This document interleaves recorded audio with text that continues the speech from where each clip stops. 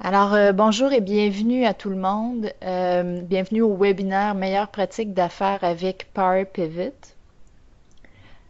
Aujourd'hui, donc, je vais vous présenter les meilleures pratiques d'affaires avec Power Pivot. Ça suppose donc que si vous êtes à l'écoute en ce moment, vous connaissez déjà Power Pivot, vous avez déjà travaillé avec Power Pivot. Et si c'est le cas, vous allez trouver sans doute la présentation intéressante. Si c'est pas le cas, ça risque d'être un petit peu ardu, je vous avise dès le départ. Alors, mon nom est Sophie Marchand. Je suis à la tête du CFO masqué. Je suis quelqu'un qui a un background en finance, donc j'ai un bac et une maîtrise en finance et un titre comptable CPA CGA. Et je suis également double MVP, qui signifie Microsoft Most Valuable Professional. Alors, je suis la seule MVP Excel au Québec et l'une des deux MVP Data Platform, notamment pour mes compétences avec Power BI.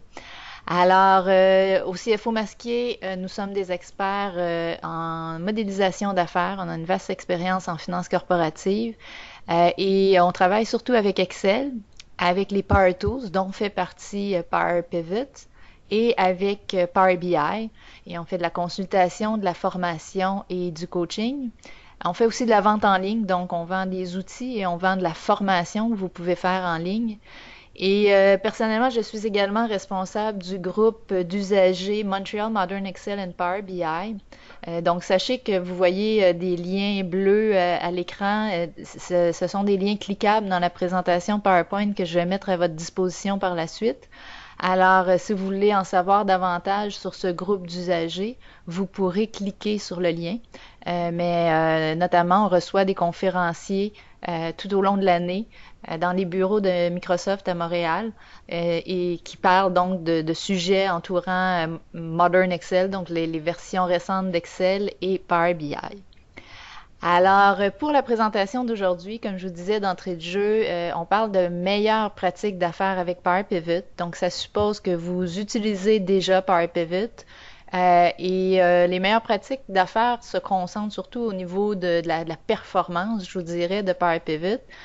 Si jamais vous êtes encore débutant avec Power Pivot, j'ai fait aussi un webinaire plus tôt cette année portant directement sur Power Query et Power Pivot notamment.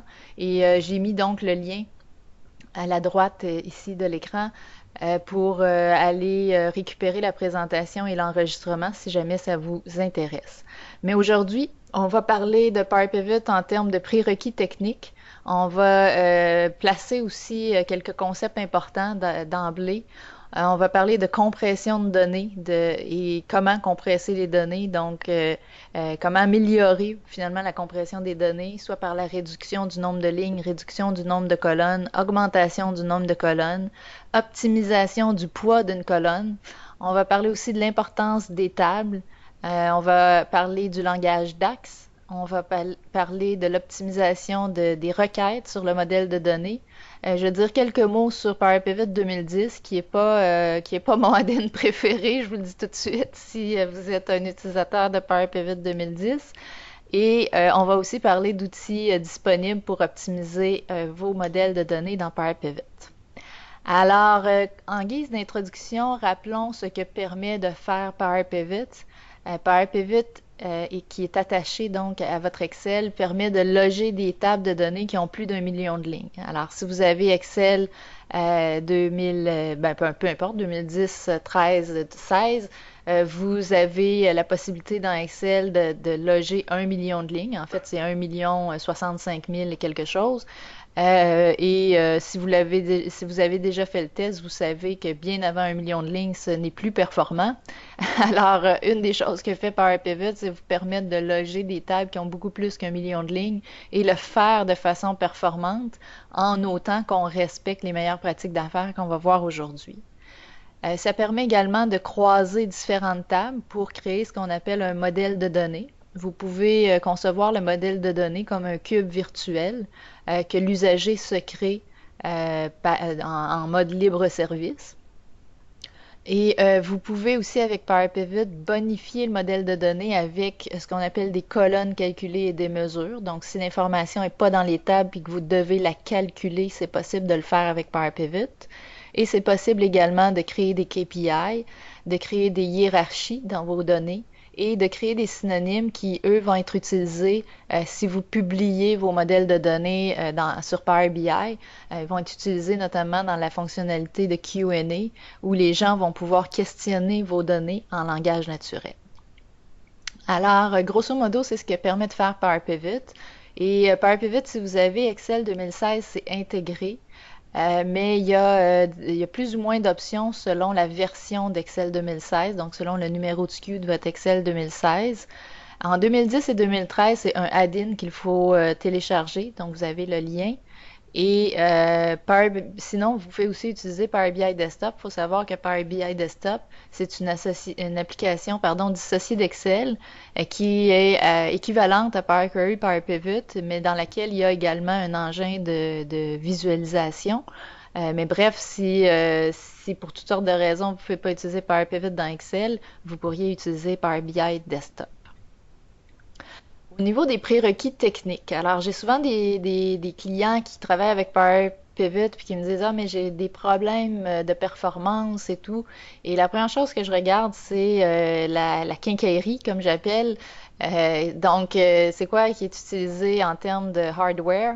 Et c'est sûr que l'idéal, donc pour tirer le maximum de Power Pivot, c'est d'utiliser un Windows et un Office en 64 bits. Processeur 4 cœurs. Il faut avoir de la mémoire suffisante. J'ai mis minimum 8 GB de RAM, mais honnêtement, 16 GB, c'est largement préférable. Et avoir ce qu'on appelle un solid state drive.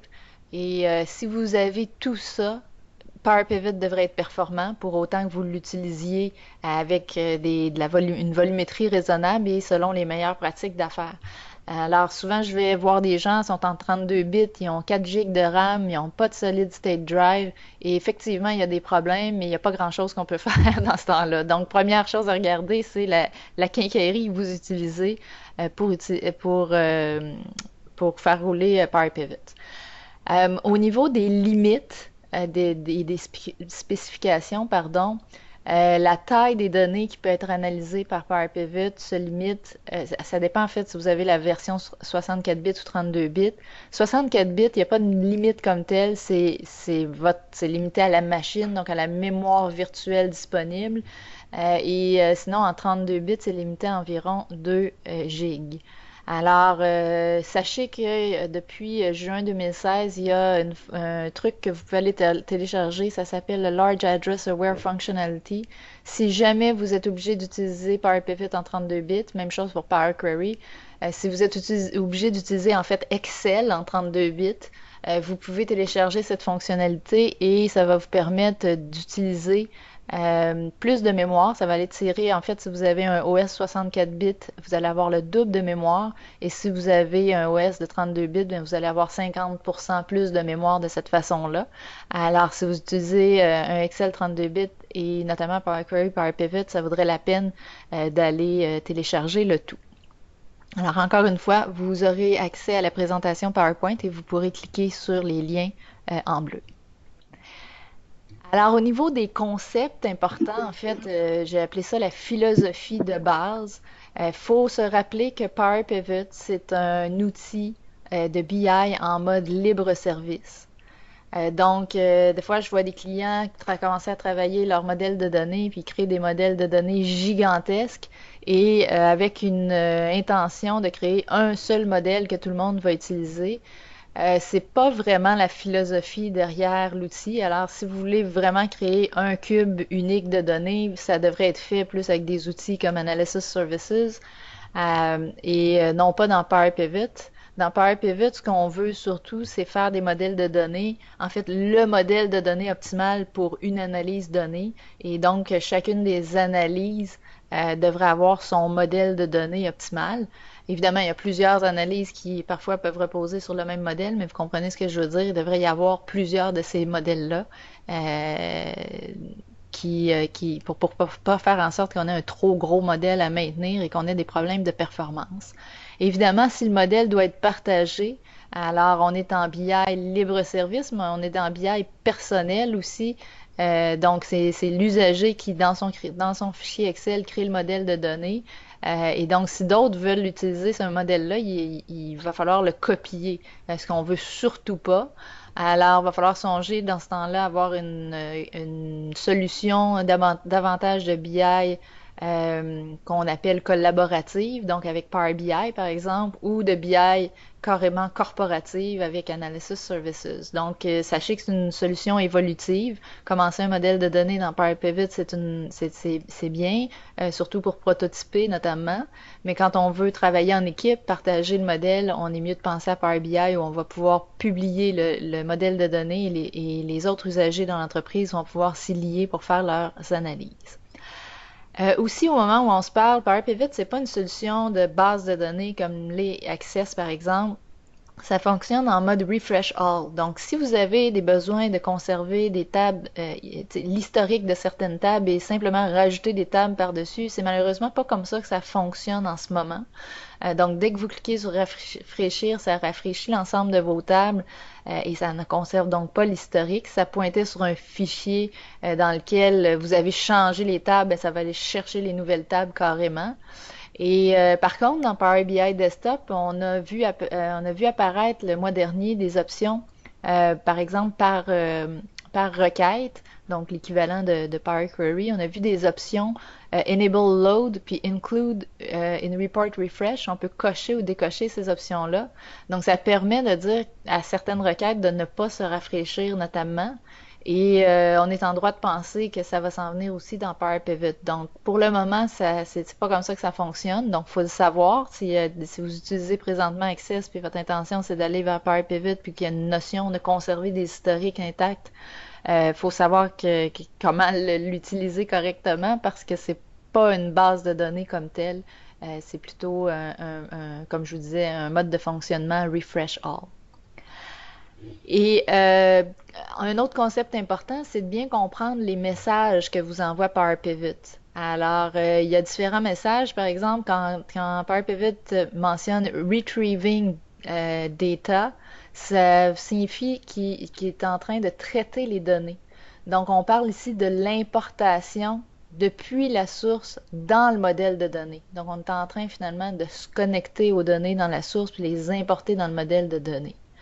Quand il y a le message Loading Data Model, c'est que c'est le chargement du modèle de données en mémoire. Donc, on a fait la connexion, mais on est en train de charger ce modèle de données-là en mémoire. Et quand on a le message Reading Data, c'est qu'il y a une requête sur le modèle de données qui est faite et la mise à jour des tableaux croisés dynamiques ou peu importe ce qui pointe là, sur votre modèle de données. Alors, si vous comprenez bien ces expressions-là dans les messages que Power Pivot va vous envoyer, s'il y a des problèmes, vous allez savoir à quelle étape se situe le problème et sur quoi vous concentrer. Autre concept important, il faut savoir qu'une colonne calculée en DAX, donc dans Power Pivot, quand vous faites ajouter une colonne calculée, évidemment, c'est une colonne qui est dérivée des colonnes originales du modèle de données, donc celles que vous avez importées, mais elles ont les mêmes caractéristiques qu'une colonne importée. Donc, tantôt, on va parler de poids d'une colonne, de choses comme ça, qu'elle soit rédigée en DAX ou qu'elle soit importée dans d'une source, pardon, la colonne de données a les mêmes propriétés. La mesure DAX, elle, est un peu différente. C'est défini d'abord une seule fois dans le modèle de données et c'est évalué seulement lorsque c'est utilisé dans le tableau croisé dynamique. Donc, tant aussi longtemps, par exemple, que quelqu'un ne pèse pas sur un bouton de slicer, là, de segment, la formule DAX est pas voyons, je m'en vais le dire, la mesure d'axe pourra pas créer de problème de performance. Donc, elle n'est pas utilisée, elle est juste là, elle repose dans le modèle, mais on l'active seulement quand on l'utilise justement dans un tableau croisé dynamique, par exemple. Alors, la page Excel, elle, qui contiendrait des données qui proviennent de Power Pivot, ça ne consomme pas de mémoire comme telle, donc consommation de mémoire non affectée par le volume de données dans Power Pivot.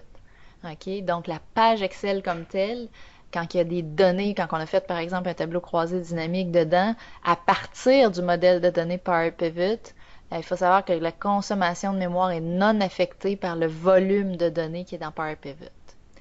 Et les données chargées seulement quand la fenêtre Power Pivot est ouverte ou quand un tableau ou un graphique croisé dynamique est mis à jour. Donc, c'est tant et aussi longtemps que vous ne faites pas ça, quand vous ne consommez pas de mémoire comme telle.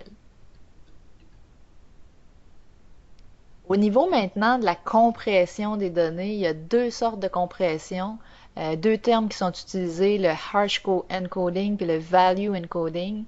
La première, c'est surtout pour les tables de dimension, donc les tables qui ont des valeurs uniques, et ça consomme de la RAM, donc c'est plus lent. Et le value encoding, c'est surtout pour vos tables de faits. Donc, là où il y a des valeurs numériques, là où il y a vos transactions et vos opérations mathématiques. Et ça consomme davantage de CPU. Alors, c'est généralement plus performant. Alors, il faut savoir que c'est deux sortes de compression. On va parler de long et en large de compression dans les prochaines minutes. Alors, c'est pas sexy comme sujet, mais ça peut être vraiment utile quand vous travaillez avec Power Pivot. Et donc, le meilleur format pour la compression des données. On dit ici les colonnes clés des tables de faits et des tables de dimension devraient toujours être de type entier. Alors, on vient juste de voir que si c'est des nombres, ça va bien se compresser. Alors, un nombre entier, notamment, quand on a besoin d'utiliser des clés, ça va être l'idéal.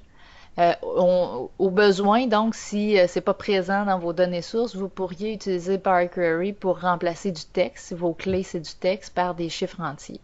Alors ça, c'est une possibilité. Et si vous voulez vraiment aller dans le menu détail de la compression de données, je vous ai mis deux liens d'articles intéressants à ce niveau-là. Mais encore une fois, au risque de me répéter, on va en parler beaucoup pendant les prochaines minutes. Alors, dans le prochain segment, on va parler d'optimisation de modèles de données, mais avec par la réduction du nombre de lignes. Alors, supposons que vous utilisez Power Pivot, vous avez des problèmes de performance, vous pouvez conclure que il y a un problème là, au niveau de la compression des données notamment. Une des choses à regarder, c'est est-ce que vous êtes capable de supprimer certaines lignes. Quel genre de lignes on pourrait vouloir supprimer? Bien, par exemple, si vous avez dans une table de faits des lignes de transaction pour des années historiques que vous n'avez pas besoin d'utiliser dans vos analyses. Par exemple, vous gardez des données sur 5 ans, mais vos rapports font vraiment juste l'analyse sur les 2 dernières années. Mais débarrassez-vous de tout le reste parce que ça consomme de la mémoire inutilement. Et je sais que les analystes habituellement disent toujours on va en mettre plus que moins, mais à un moment donné, quand ça devient un problème, en avoir plus que moins, autant en avoir moins et en rajouter si jamais il nous en manque. Une autre chose qui est facile à enlever, une table dans laquelle il est facile d'enlever des lignes souvent, c'est la table de date. Donc, on va voir tantôt qu'il faut toujours une table de date dans vos modèles de données. Sinon, il n'y a pas grand-chose que vous allez être capable de faire de façon optimale. Et donc, dans une table de date, enlevez toutes les tables, les dates qui ne sont pas utiles pour l'analyse. Donc, par exemple, si vous avez des années, je sais pas, j'ai des clients, par exemple, qui travaillent des années futures, mais ils en mettent pendant 20 ans, mais peut-être c'est pas nécessaire d'en mettre pendant 20 ans, là, 5 ans, ça pourrait être nécessaire. Même chose avec les données historiques, les dates historiques. Sinon, si on fait pas ça, mais Power Pivot va faire les calculs pour toutes les dates de la table de date. Donc, il fait des calculs qui servent absolument à rien, finalement, en bout de compte, en bout de ligne. Donc, pensez-y. Et c'est pire encore si vous allez, après ça, dans votre table de date, créer des mesures d'axes. Par exemple, previous year, total year to date, des choses comme ça. Vous allez en faire sur plein de dates qui n'existent pas. Donc, vous allez tirer du jus pour rien. Alors, pensez à réduire le nombre de lignes. Vous pouvez aussi penser à réduire le nombre de lignes à l'importation. Quand vous importez vos données, là, ça dépend si vous passez par Power Query ou si vous importez directement dans Power Pivot, mais si vous importez directement dans Power Pivot, les gens voient souvent qu'on peut décocher des colonnes, mais on peut aussi filtrer sur les lignes. Donc, Power Pivot, on ne peut pas faire autant de transformations de données que Power Query, mais on a quand même certaines options. Par exemple, ici, je suis sur une colonne de date et je peux faire un filtre de date. Je pourrais dire, ben, importe juste les données je sais pas moi, between, entre telle date et telle date. Donc, déjà là, on a réduit considérablement notre nombre de lignes dans notre modèle. Au-delà de réduire le nombre de lignes, on pourrait aussi vouloir réduire le nombre de colonnes. Alors, on va voir que la compression des données se fait en colonnes. Et donc, moins de colonnes va toujours être mieux. Ben, pas toujours, en fait. On va voir quelques exceptions, mais en tout cas, partez avec le concept que moins de colonnes, c'est mieux. Évidemment, il n'y a rien de tout noir, tout blanc, il y a des zones grises, mais commençons par ce principe. Donc, les colonnes qu'il faut réduire, c'est plus particulièrement les colonnes qui ont un large éventail de valeurs uniques. Alors, quand ça va être compressé, ce qu'il faut comprendre, surtout si c'est par exemple du texte, PowerPivot va créer un dictionnaire de toutes les chaînes de texte uniques. Donc, si vous avez une longue chaîne de texte, c'est pas un problème en soi s'il y en a peu, mais si, peu importe que la chaîne de texte soit longue ou petite, s'il y en a vraiment beaucoup des différentes, c'est là que ça va devenir problématique.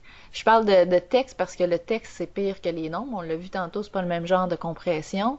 Les chiffres entiers notamment, ça se compresse très bien. Mais donc, voyez votre colonne comme combien il y a de valeurs uniques dans cette colonne-là. Et chacune des valeurs uniques, est-ce qu'elle est en format texte? Est-ce qu'elle est en format numérique? Et dans un format numérique, bien évidemment, entier va toujours se compresser mieux que décimal et ainsi de suite. Donc, c'est le genre de questions que vous devez vous poser. Et par la suite, si vous avez notamment des longues chaînes de texte, il faudra penser à changer tout ça. On va voir des exemples dans quelques instants. Alors, pensez toujours au nombre de valeurs uniques par colonne. Donc, vous mettez le moins de colonnes possible, seulement celles qui sont importantes pour votre analyse, et dans un format qui va avoir le moins de valeurs uniques par colonne. Des exemples de colonnes qui peuvent être supprimées, ben, il y a souvent toutes les colonnes qui proviennent d'un processus ETL dans le back-end, par exemple create date, donc une date de création de l'enregistrement en question, update date, des choses comme ça. C'est souvent des informations qu'on n'aura pas besoin dans l'analyse, donc on pourrait s'en débarrasser.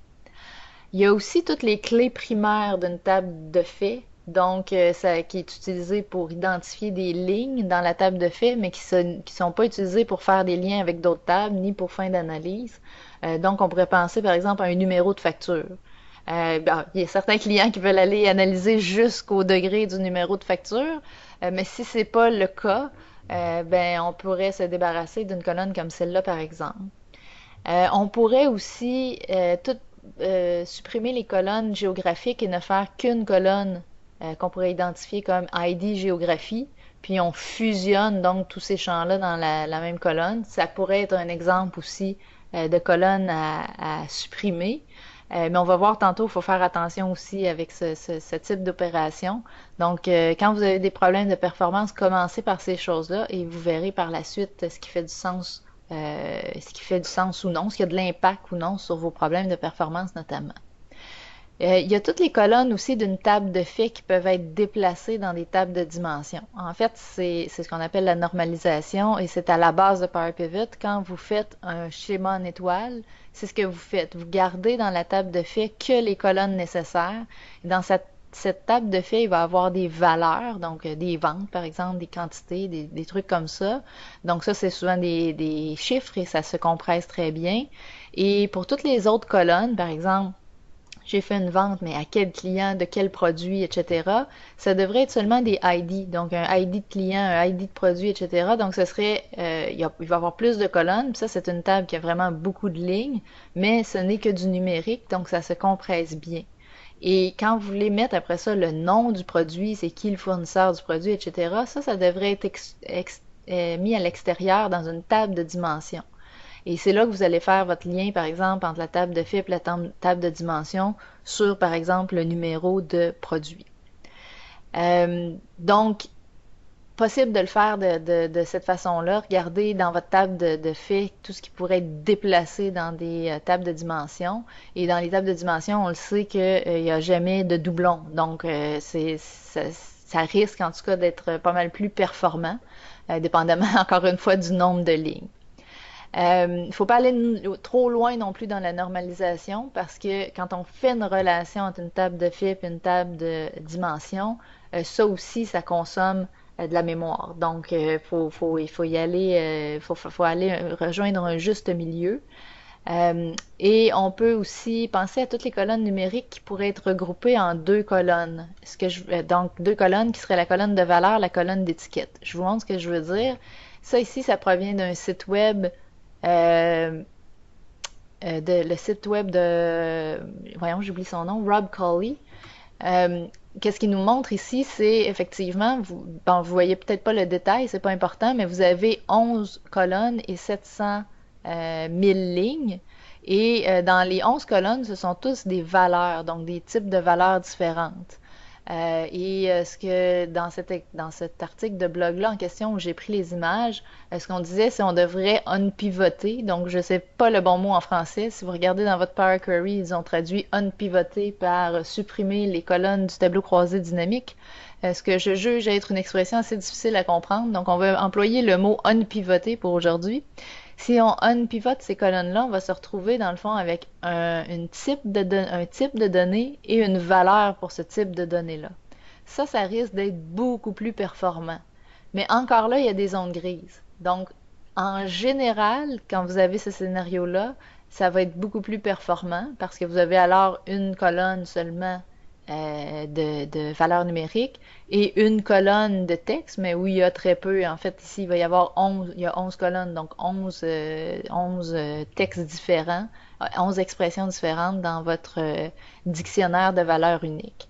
Alors, généralement, ça fonctionne bien, mais il y a il y a des exceptions, disons-le simplement. Aussi, il faut savoir comment qu'on supprime une colonne à l'importation. Donc, on dit qu'il faut réduire le nombre de colonnes. Encore une fois, si vous passez par Power Query, c'est excessivement facile. Vous faites simplement cliquer sur supprimer les colonnes. Sinon, dépendamment de ce à quoi vous vous connectez, si vous connectez par exemple un fichier Excel, un fichier CSV dans Power Pivot, vous faites simplement décocher les colonnes. Et si vous vous connectez plutôt à un data warehouse ou à un cube, ben souvent vous allez avoir à choisir les tables que vous voulez importer. Il faut juste aller dans le Preview and Filter, l'option ici, pour pouvoir choisir les colonnes à l'importation. Donc, on a dit réduire le nombre de colonnes, mais dans certains cas, il faudrait peut-être augmenter le nombre de colonnes. Alors, c'est pour ça que je vous dis, il n'y a pas de noir, il n'y a pas de blanc, c'est des zones grises, il faut que vous puissiez faire des tests. Mais le but toujours, c'est d'améliorer la compression d'une colonne. Par exemple, ici, j'ai un identifiant qui est un texte. Donc, vous voyez la valeur à gauche et qui, dans le fond, est la fusion de trois nombres avec des tirets. Il serait peut-être idéal de séparer en trois. Là, c'est fait dans Power Pivot, mais ça pourrait être fait évidemment dans Power Query. Séparer les trois valeurs en trois, les refusionner et changer en format de nombre. On aurait une compression qui serait pas mal meilleure à ce niveau-là. Donc, ça pourrait être augmenter le nombre de colonnes dans ce cas-ci, c'est pour en arriver à quelque chose de plus performant par la suite. On l'aura bien compris.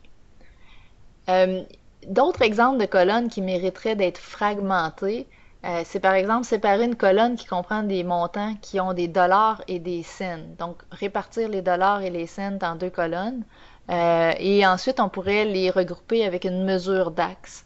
Donc, au lieu de faire une colonne calculée en DAX, on pourrait faire une mesure pour regrouper les montants. Ça, ce serait quelque chose de possible s'il y a des problèmes de performance. Encore une fois, s'il n'y a pas de problème de performance, c'est un peu un problème plus que d'autres choses, mais quand il y a un problème de performance, ce serait une voie à emprunter. Alors ça va réduire le nombre de valeurs uniques totales. On pourrait penser à la même chose aussi avec des colonnes qui comprennent des dates et des heures. On pourrait faire exactement le même principe, séparer les dates, les heures et les réunir par la suite avec des mesures DAX. Au-delà de réduire le nombre de colonnes ou l'augmenter, comme on a vu tantôt, on pourrait aussi chercher à optimiser le poids d'une colonne. Donc, quand vous modifiez en fait, pour optimiser le poids d'une colonne, vous devriez regarder d'abord et avant tout à réduire la granularité de la colonne. Tantôt, j'ai dit, ben, des chiffres entiers, ça va se compresser beaucoup mieux qu'un nombre décimal. Donc, c'est le genre de notion qu'il faut bien comprendre. Alors, si par exemple vous avez une date avec portion date, portion temps, vérifiez si vous avez besoin de la portion temps.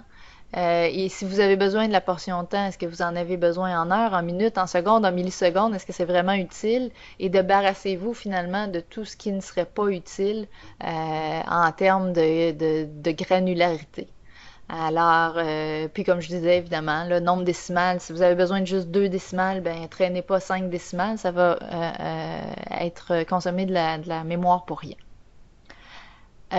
Vous pourriez aussi remplacer les colonnes calculées par des mesures en DAX. Alors ça, c'est moins intuitif quand on commence en Power Pivot, mais avec le temps, ça devient plus facile à comprendre.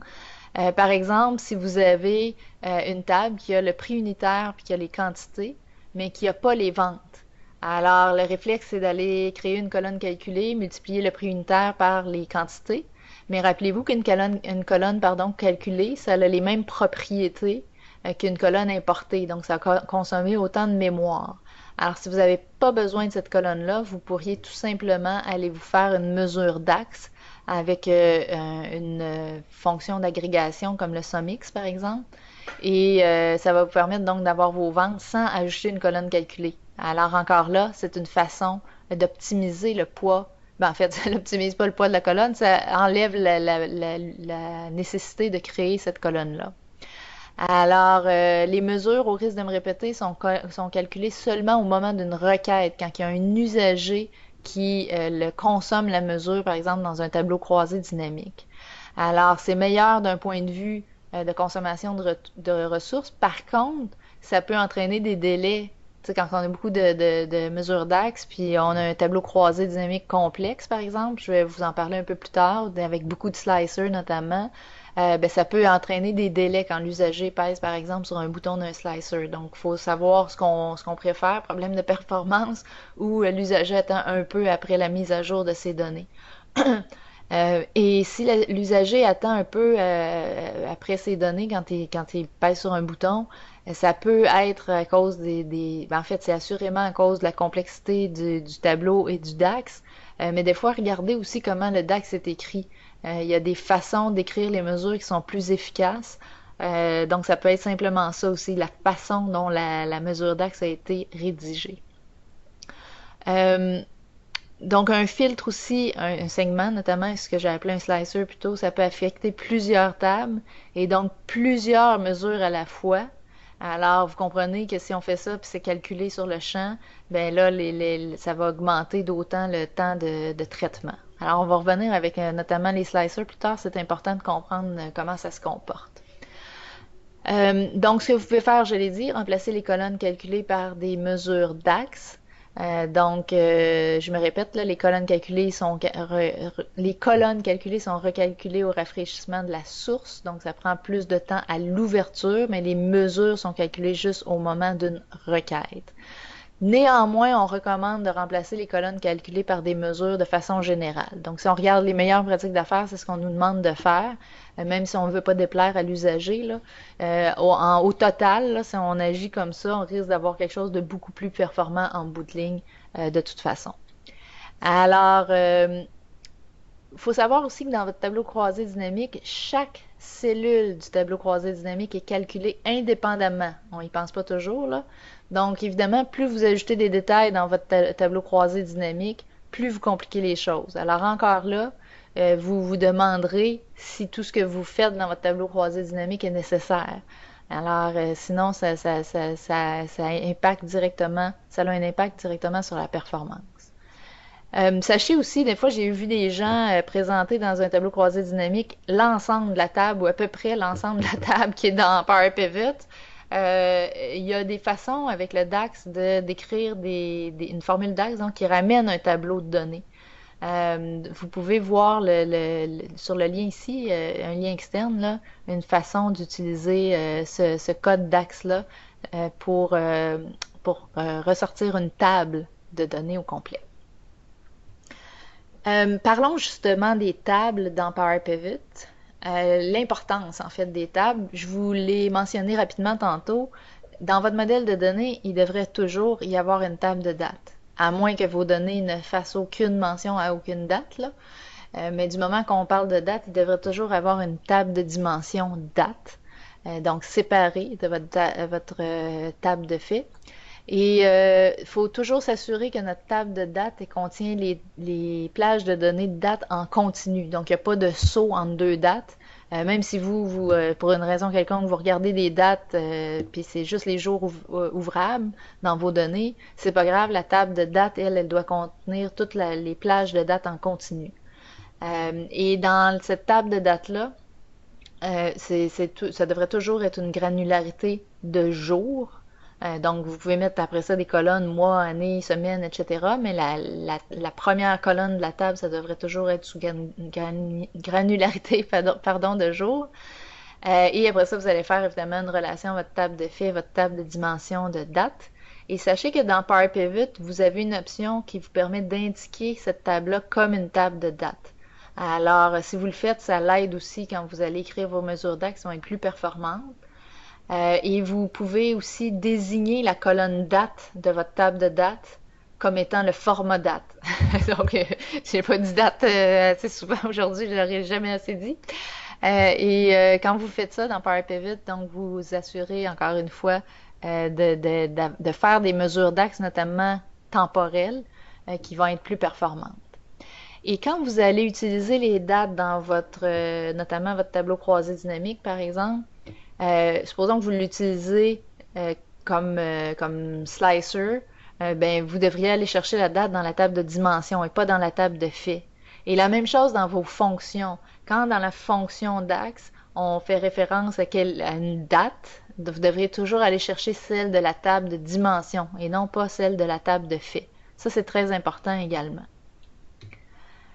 Au niveau de la création d'une table de date, faut savoir que en Excel 2016, en fait, vous avez à même Power Pivot, vous pouvez créer une table de date, tout simplement. Si vous n'êtes pas en 2016, vous avez la possibilité d'accéder aux Office Apps. En fait, c'est rendu Office Add-in, je pense qu'ils les ont appelés. Ou bon, app ou add-in, peu importe, dans le Office Store. Et vous avez quelque chose qui s'appelle Create Time Dimension.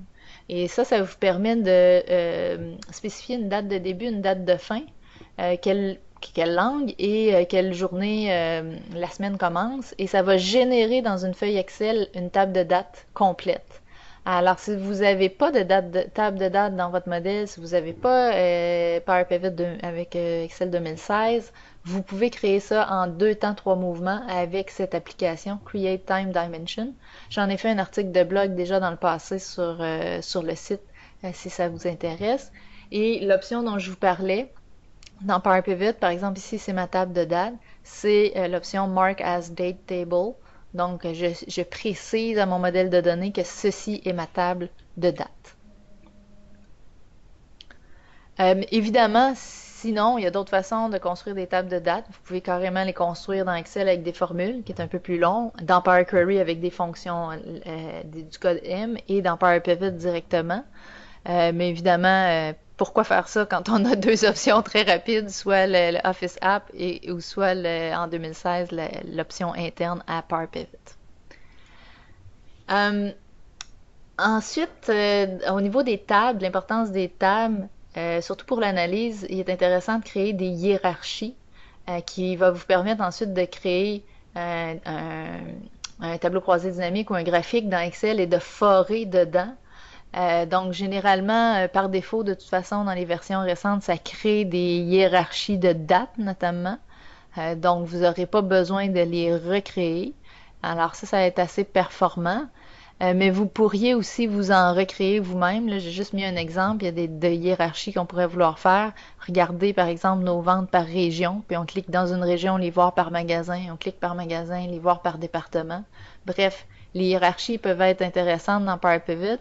Mais au niveau des dates, donc notamment, il y a ce type de hiérarchie qui se définit maintenant par défaut ou sinon vous pouvez le faire manuellement. Maintenant, on va passer à l'optimisation du langage DAX. Alors, bon, le langage DAX, il y a plusieurs conventions. Notamment, on devrait toujours écrire les fonctions en lettres majuscules et, si possible, disposer le code de façon à ce qu'on puisse le comprendre facilement. Donc, la plupart du temps, ce qu'on va faire, c'est qu'on va ouvrir les parenthèses comme ça, puis on va les fermer sur différentes lignes. Et on va mettre les paramètres de chacune des fonctions sur différentes lignes. Comme ça, c'est plus facile à comprendre. Alors, il y a un niveau d'indentation qui est plus facile, puis à un moment donné, c'est trop. Moi, personnellement, je trouve rendu à ce stade-là, c'est un peu trop, mais en tout cas, les experts disent que ça devrait être ce qu'on suit toujours comme méthode. L'important, je pense, c'est de pouvoir comprendre rapidement chacun des segments des fonctions utilisées. Sachez aussi que vous avez un site web sur lequel, en fait, si vous allez sur Google et vous tapez DAX Formatter, vous allez tomber sur le site de, comment il s'appelle? En tout cas, ceux qui ont écrit les deux gars qui ont écrit le livre DAX Patterns, j'oublie leur nom, désolé. Le DAX, ils ont un DAX Formatter. Ça veut dire vous collez votre code dans le DAX Formatter et il va vous le formater comme ça.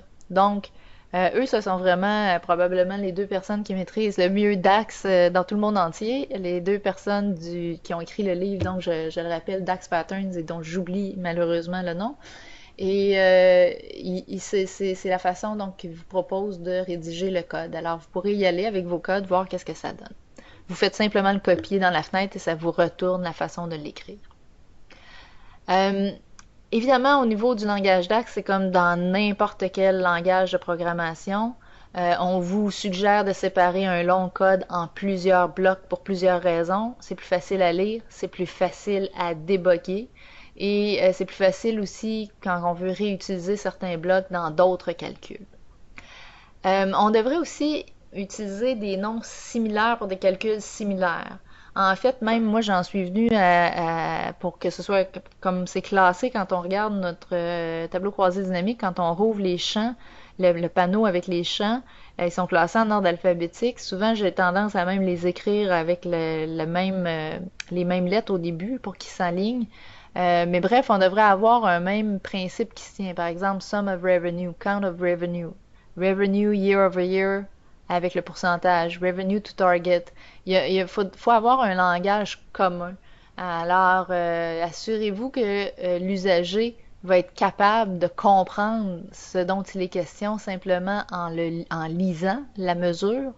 Et si toutes les mesures qui ne seraient pas nécessaires, qui sont là, qui sont intermédiaires, mais qui ne seront pas utilisées par les usagers dans l'analyse, vous devriez toujours, avec le bouton droit, cliquer sur Hide from Client Tool, vous assurer que l'usager, quand il fait son tableau croisé dynamique, il ne voit pas le champ en question. Si l'usager c'est vous, ça va vous aider vous-même. Si l'usager c'est quelqu'un d'autre, c'est encore plus important.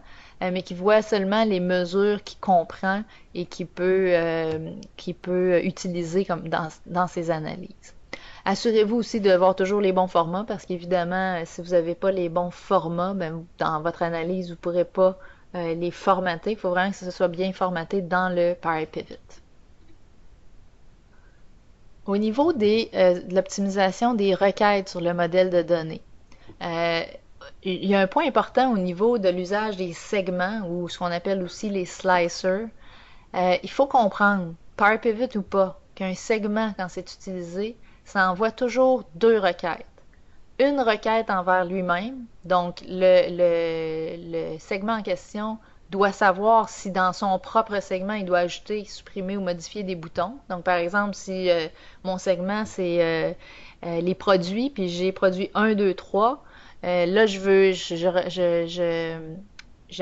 j'actualise les données, mais ce segment-là doit se questionner, est-ce que je suis encore produit 1, 2, 3 ou dans mon modèle de données, je suis rendu avec produit 1, 2, 3, 4, par exemple.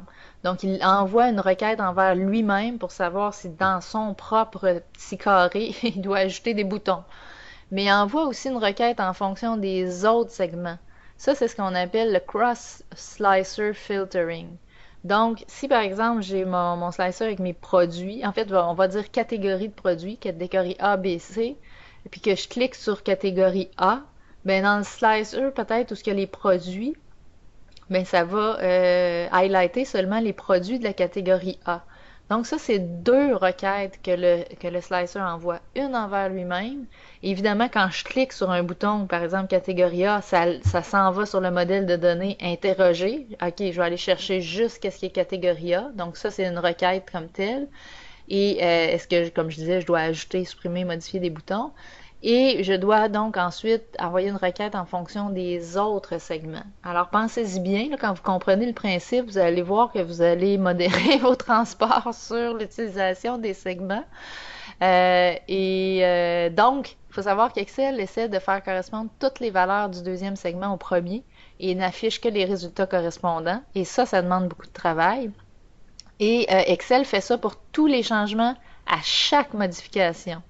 Donc, si vous avez juste quelques fils croisés, c'est habituellement OK, mais si vous commencez à en avoir plusieurs, ça peut brimer considérablement la performance. Donc, pensez-y et sachez que il existe, en fait, j'en parle ici, sachez qu'il existe une option si vous cliquez sur le bouton droit sur un slicer, qui est Visually indicates items with no data.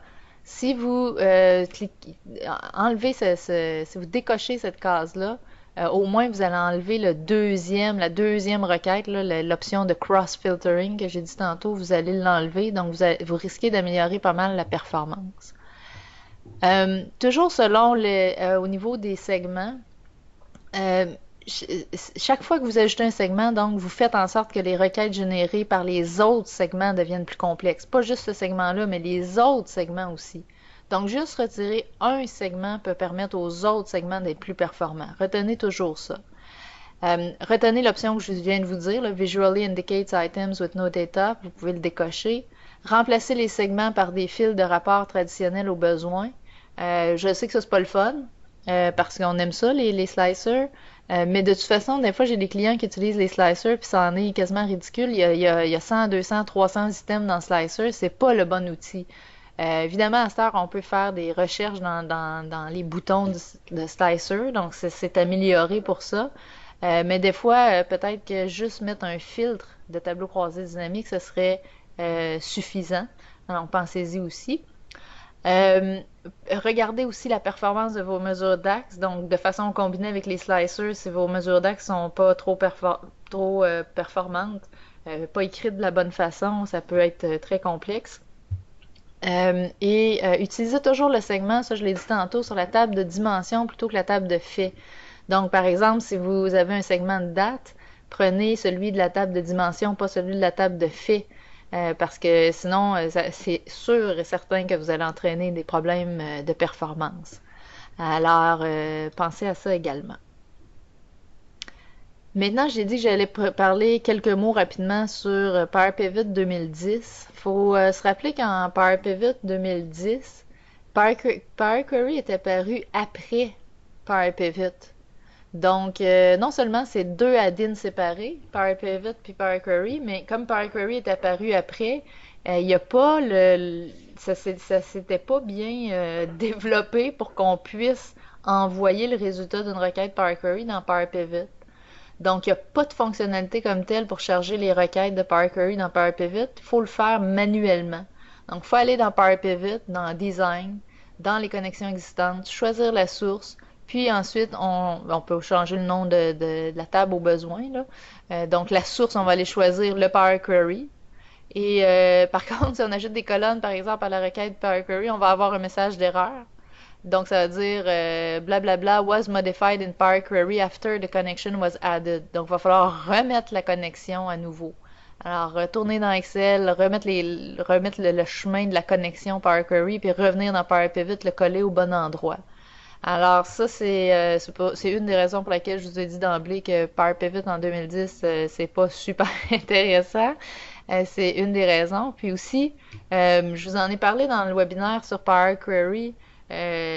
Si vous utilisez Power Query, puis c'est vrai en 2013 aussi, si je ne m'abuse, si vous utilisez Power Query, vous envoyez des tables dans Power Pivot, donc des tables que vous avez importées via Power Query, et que dans Power Pivot, vous faites des changements, par exemple, changer le nom de la table ou quoi que ce soit, changer le nom de la table, changer le nom d'une colonne, ajouter une colonne, des trucs comme ça, supprimer une colonne, ben vous n'aurez pas de message d'erreur tout de suite, mais à un moment donné, vous allez avoir un message d'erreur qui va vous dire vous ne pouvez pas updater le modèle de données. Donc, Power Pivot ne peut pas s'updater.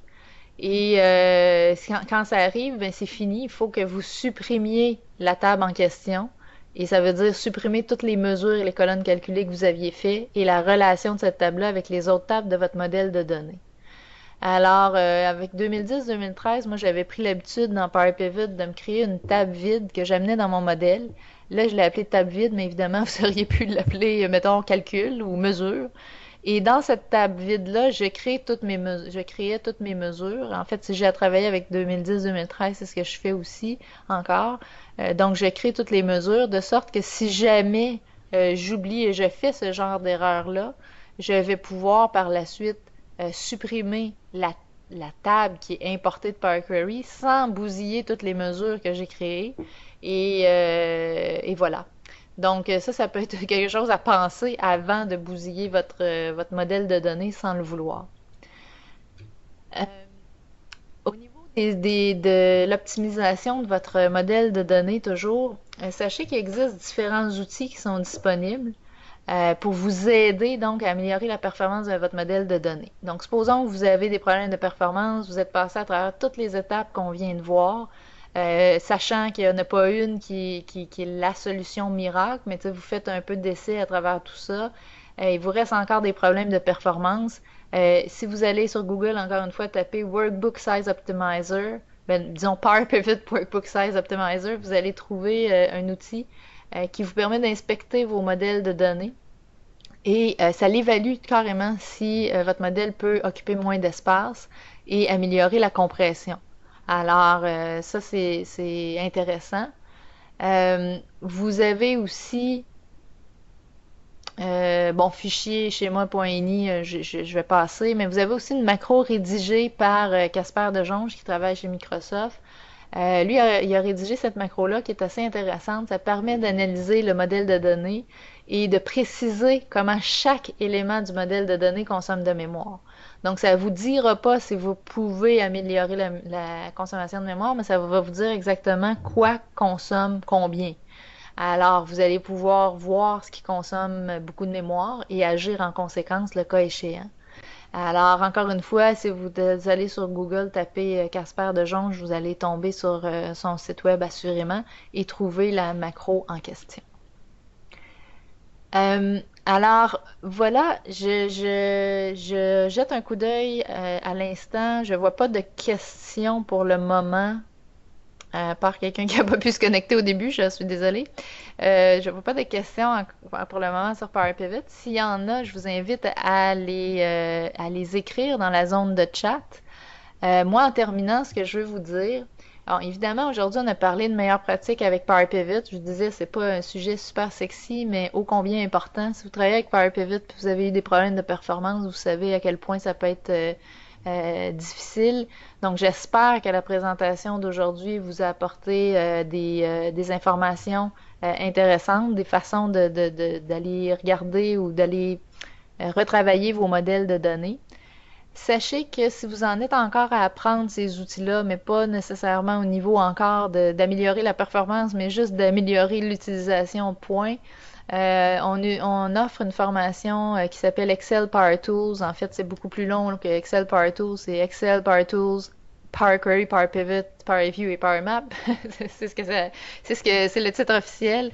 On l'offre cette formation-là en ligne, en classe, en entreprise. Donc, si vous voulez, avez un groupe un groupe d'employés qui voulait suivre cette formation-là, on peut se déplacer chez vous pour l'offrir. Sinon, elle est offerte en classe. Je regarde la date en ce moment. Power Tools, le 17 février prochain. Et en ligne, ça peut être intéressant aussi. Sachez qu'en ligne, ce que vous avez, c'est toutes les données, là, donc et toutes en fait, dans Power Query, vous avez toutes les requêtes, dans Power Pivot, les modèles de données, tous les exercices, exemples réalisés, les exercices à faire. Et vous avez tout le document, là, le deck qui explique pas à pas comment refaire les exercices. Et c'est très, très complet. Alors, si vous en êtes encore dans votre initiation à ces outils-là, donc Power Query, Power Pivot, etc., on les appelle les Power Tools maintenant, c'est plus facile à désigner sous ce nom-là. Si vous voulez apprendre à les maîtriser correctement, on a cette formation-là pour vous. Et si c'est Power Pivot précisément qui vous intéresse, mais en ligne, vous pouvez acheter juste le module Power Pivot. Donc, si vous voulez pas voir Power Query, Power Map et Power View, ça peut être possible aussi. Sinon, si vous voulez entendre parler davantage de Power Query, de Power Pivot et de Power BI, donc au début, là, ça a mêlé beaucoup les gens. Au début, on parlait de add-in Power BI quand on parlait des Power Tools. Maintenant, Power BI, c'est complètement autre chose. Mais bref, si ces sujets-là vous intéressent, vous pouvez aussi rejoindre notre groupe d'usagers. Ça coûte 5 $ à chaque rencontre pour assister à une rencontre et c'est pas pour nous rémunérer, c'est pour payer le gardien de la salle. Alors ces rencontres-là, je le répète, ont lieu à Montréal, dans les bureaux de Microsoft, les soirs de semaine. Donc c'est généralement des lundis. Si ça vous intéresse, donc quand vous récupérez la présentation PowerPoint qui sera sur le site web, sur notre site web dans les prochains jours, vous pourrez tout simplement cliquer sur le lien pour vous renseigner davantage. Et notre prochain webinaire s'intitule Pourquoi les CFO devraient en fait, il y a une faute d'orthographe, je suis désolée. Pourquoi les CFO devraient s'intéresser à Power BI. Donc là, on va vraiment parler de Power BI, le Power BI Desktop, qui est l'application Power BI, celle qui est une fusion, ni plus ni moins, de Power Query, Power Pivot et d'un engin de visualisation. Et on va aussi parler de Power BI Service, mais on va surtout parler pour les CFO, donc les départements de finances, pourquoi il faut, en tout cas, à mon avis, s'intéresser aujourd'hui à Power BI. Alors, voilà qui met un terme à notre webinaire d'aujourd'hui. J'espère que vous avez apprécié la présentation. Comme je vous dis, sur notre site, le cfomasqué.com, plus particulièrement sur notre blog, vous allez retrouver l'enregistrement de ce webinaire dans les prochains jours et la présentation PowerPoint. Et je vois qu'il n'y a pas de questions dans la zone de chat, alors je vous remercie d'avoir assisté à ce webinaire et vous dis à la prochaine.